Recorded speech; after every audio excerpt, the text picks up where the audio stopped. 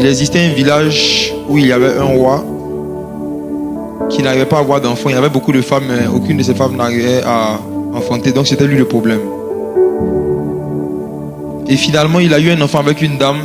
Et quand l'enfant est sorti, elle avait un corps de bébé. C'était une fille. Elle avait un corps de bébé et une tête d'araignée. La tête, c'était l'araignée et puis le corps, c'était le corps d'une femme. Et c'était tellement honteux pour le roi, à cause de son image devant les gens.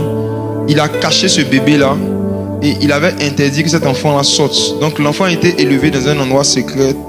L'enfant était enfermé quelque part où elle avait tout à sa disposition, des serviteurs, des servantes, tout ça. Et il avait interdit qu'on mette un miroir en fait dans le lieu où la jeune fille vivait. C'était interdit de lui offrir un miroir. Et il a dit que quiconque donnait un miroir à sa fille, il faisait tuer la personne. Et il avait demandé à toutes les personnes qui côtoyaient sa fille en question de lui dire qu'elle est la fille la plus belle du village. Et que si jamais elle demande pourquoi on ne la laisse pas sortir pour aller se promener dans le village, il devait lui dire que c'est parce qu'elle est trop jolie. Et que son père avait peur que des gens la draguent et lui fassent du mal à cause de sa grande beauté. Donc elle a grandi avec ce mensonge. Et elle est arrivée en âge de se marier. Elle allait voir son père, elle a dit à son père qu'elle veut se marier. Elle souhaite se marier. Et son père en question a dit ok, il allait essayer de lui trouver un mari. Mais il ne voulait pas qu'elle sorte. Donc le chef du village, le roi, pardon, a fait passer un communiqué disant qu'il a une fille. La rumeur s'était déjà répandue qu'elle a une tête d'araignée. Donc tout le village savait, juste qu'on ne l'avait jamais vue, mais tout le monde savait. Donc il a fait passer un communiqué pour dire il cherche quelqu'un qui va marier sa fille. Et que la personne qui va marier sa fille, il va lui donner la moitié de son royaume. L'histoire raconte que personne ne s'est proposé candidat. Même les plus pauvres planteurs. Personne. Personne ne voulait marier la fille du roi. Et le roi lui-même a commencé à se promener de maison en maison pour demander pourquoi est-ce que toi tu es célibataire, pourquoi tu vas marier ma fille? Il dit elle est trop jolie.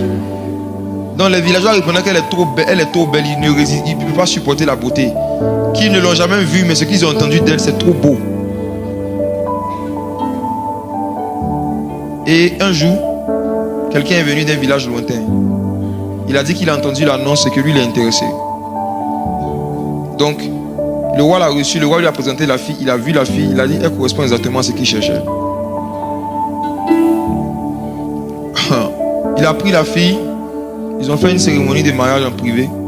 Le roi voulait lui donner, comme il avait promis, la moitié de son royaume, il a refusé. Il a dit que ce que lui veut en échange, c'est qu'on le laisse partir avec la fille dans son village lointain. Il veut quitter le village avec elle pour aller loin. Donc le roi a accepté. Parce que lui-même ça l'arrange. On te débarrasse de la fille et puis tu gardes ton argent. Et c'est comme ça que la fille s'est mariée avec ce monsieur qui était très beau. Et lui aussi, il était l'homme le plus beau de son village. Il a ramené la fille dans son village. Et le jour de la lune de miel, il lui a dit qu'il a un cadeau pour elle. Et ce cadeau, il lui a offert un miroir. Quand il lui a donné le miroir et qu'elle s'est vue, elle était choquée, scandalisée, blessée en même temps parce que toute sa famille, tout le monde lui avait menti pendant toutes ces années. Et en même temps, elle s'est demandé, mais pourquoi toi, malgré que je suis comme ça, tu m'as pris?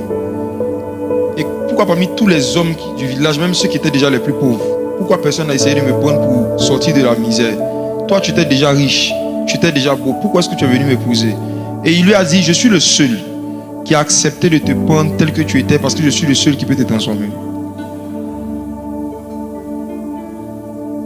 Il a dit, ce n'est pas parce que les gens sont méchants qu'ils ne voulaient pas t'épouser, c'est parce qu'ils étaient incapables en fait de te redonner une vie, un visage normal. Et que lui, il a cette capacité. Et c'est comme ça qu'il a donné un nouveau visage à cette fille, il a enlevé sa tête d'araignée. Cette femme dont on parle, cette femme dont je parle, c'est plusieurs parmi vous. Vous avez une image de vous que vos proches vous ont donné qui ne correspond pas à ce que vous êtes en réalité.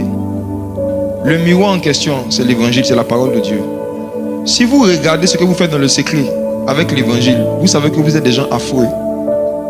Vous faites des choses graves. Quand vous regardez votre caractère, votre comportement, les pensées qui vous animent même par rapport aux gens, les soupçons que vous avez sur les gens, la haine, la colère, la méchanceté qui est dans votre cœur vis-à-vis des gens. Le visage d'araignée, c'est la face que vous cachez.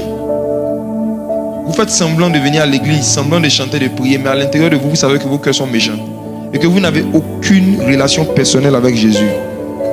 Ce miroir en question que tout le monde vous cache, c'est la vérité de la parole de Dieu qui va vous dire que vous n'avez pas un bon cœur.